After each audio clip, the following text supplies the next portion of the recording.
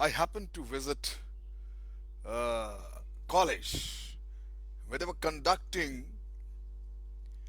the courses and training for how to think creatively. It sounded very interesting. And from their library, I picked up a book named Applied Imagination. And I got it from the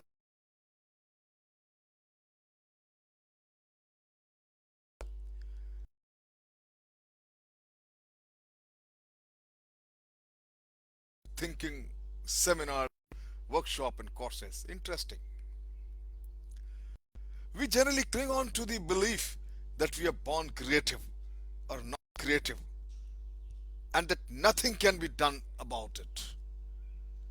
We have certain aptitude and we remain all alive believing that it cannot be developed or included in our life. This notion has been proved false, my friend, by all these seminars, workshops, and the classes and courses when I visit institutions and see them happening. All these courses conducted in colleges and industry these days have proven that creativity can be developed. Lack confidence in our ability, unfortunately, to create. However, these courses and training does not mean that you can take just 10 easy lessons and become a creative genius. No. But knowing the principles of this creative thinking and practicing is a big step.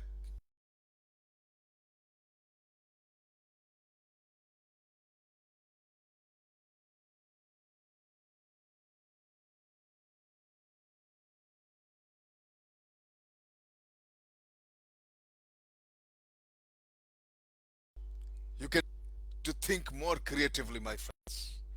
Just as you learn to write, just as you learn to sketch or paint, just as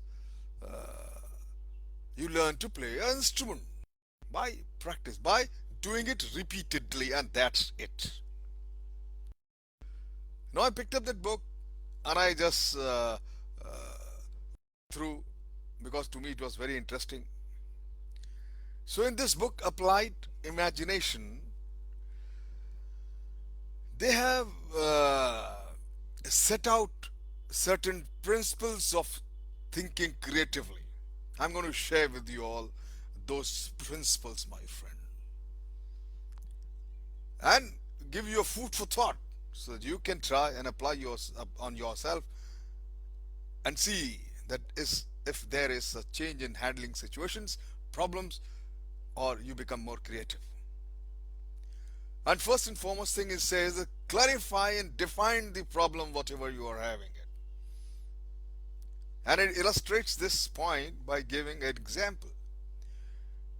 Your mother was very worried when his ward son refused to eat eggs in the breakfast.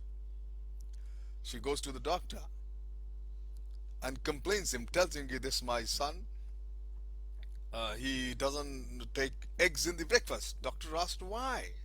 She says because this is required. You see, for bodybuilding proteins, he misses it. It's a growing stage. Doctor heard her very patiently and said, it's not a problem at all. Your worry is that he should get the required proteins for his growing body. Just replace eggs with peanut butter, with lentils, green vegetables, yeast, hemp seed, beans, and on and on. And the problem was solved. So, clarify and define the problem, you will reach to the right conclusion. Just only one thing ensure that stop criticizing, rise above criticism, seeing everything negatively. Clarify and define the problem.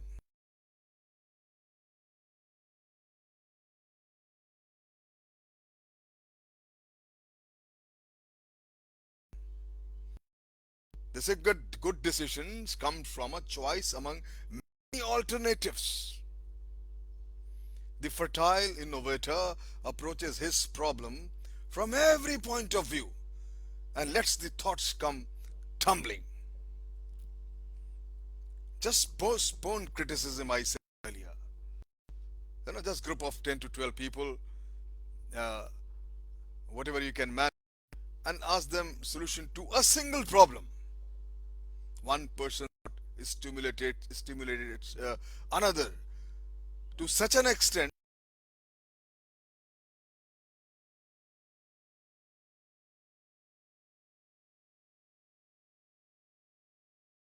number of good ideas results, and you will have the answer to it.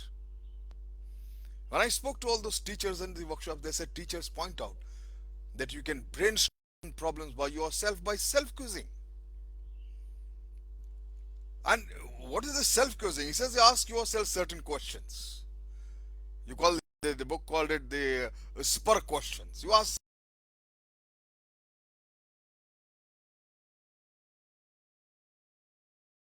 question is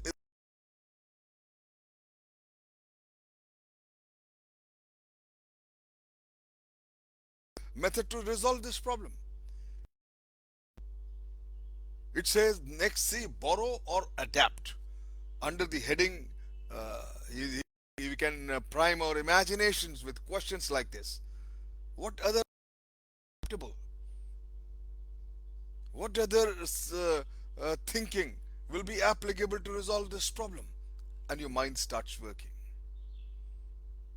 It also says that give a new twist, a typical question. Ask this question to yourself. Spark questions. Giving a new twist, a typical question. What other shape? Like a buggy maker who tempered the roller bearing that Leonardo da Vinci has invented 400 years before. Try from other angles. Give a new twist, and you'll find the solutions. More so. Next says more so. The question under ask more so. The question under this heading includes increased strength, reinforced heels, and the toes to the hosiery. Less so. One such question. Start eliminating things which are not probable or plausible. Eliminate. Then look for substitutes, it says. A typical question under the head. What replaces this? What can be substitute for this problem? As I give the example of mother goes to doctor for the substitute replacement of egg by other high protein stuff. Ask question. Next is reverse. Sample. Do you do the opposite?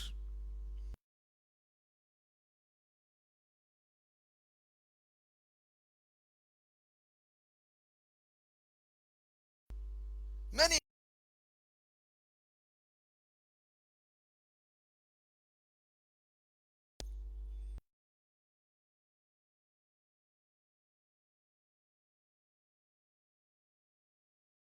and you are very comfortable and intelligent, creative thinker.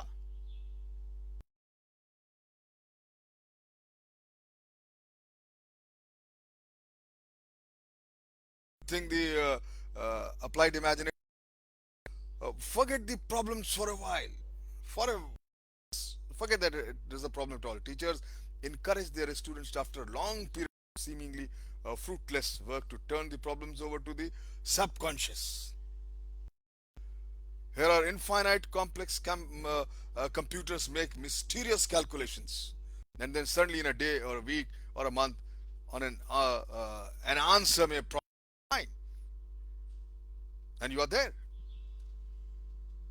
The next thing, fourth thing, the applied imagination recommend that evaluate ideas, select the best, act upon it. My friend, the problem thrown at students vary with the subject matters of the courses. Simply, I sum up all these principles I talked about all for And to me, it sounds very logical. If you have a problem, think through carefully until you can state it clearly. Then, alone or with the help of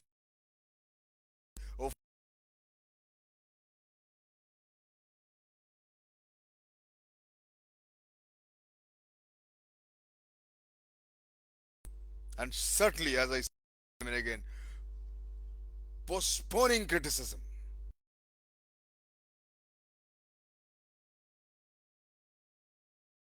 And after a day or two, select the best. I'm sure, my friend, you will have the answer you are looking for. You will have the most creative answer. Then your mind is trained to be think creatively next time. Even better. Thank you very much.